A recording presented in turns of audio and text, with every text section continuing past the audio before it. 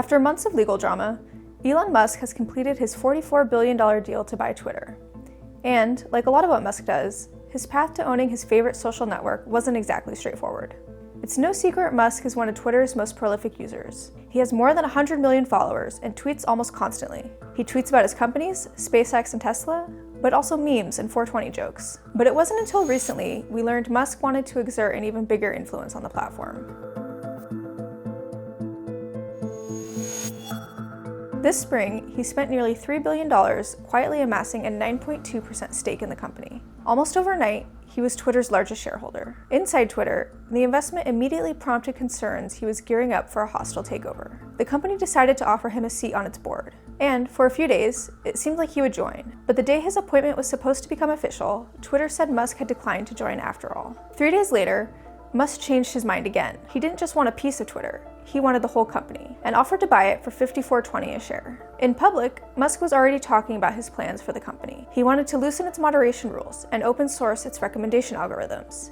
He pledged to do away with permanent bans, except for bots and scammers, which he wanted to purge once and for all. Behind the scenes, there was more going on. We now know from Musk's text messages that Twitter founder Jack Dorsey had been quietly pushing to get Musk involved for years.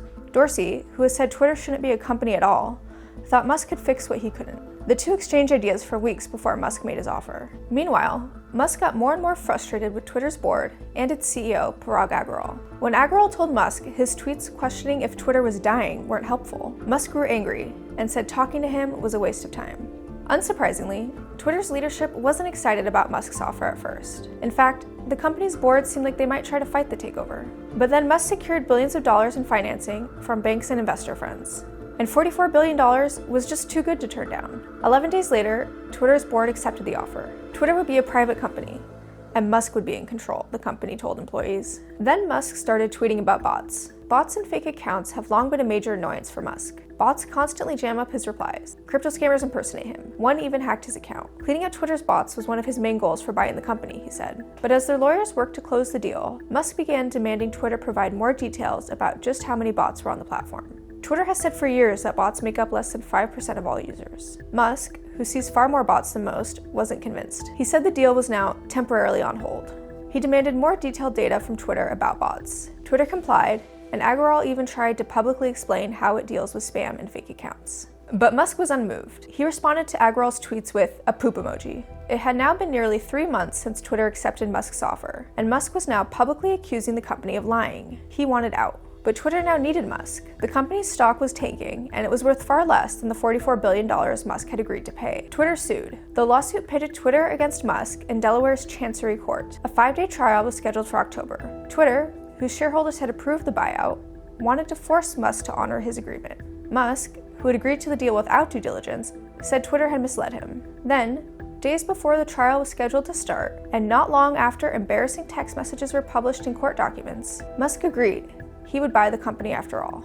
Twitter cautiously agreed. Ultimately, Twitter and Musk finalized the deal 1 day ahead of a court-ordered deadline. Twitter was, once again, a private company, and Musk was now calling the shots. But just because the deal has closed doesn't mean the drama is over. One of his first moves was to fire several of Twitter's top executives, including Agrawal and the company's top policymaker. He's reportedly planning much deeper cuts as well, and could lay off as much as 50% of all staff.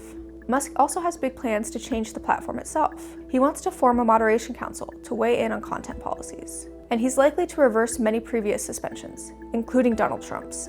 At the same time, he's told advertisers that he doesn't want Twitter to turn into a free-for-all hellscape, and that he wants to improve its ads. He also wants to revamp Twitter's subscription features, and has floated charging for verification and charging to embed tweets. One of his advisors has suggested allowing companies to pay to DM users. He's even considering bringing back Vine, the beloved short-form video app Twitter killed in 2016.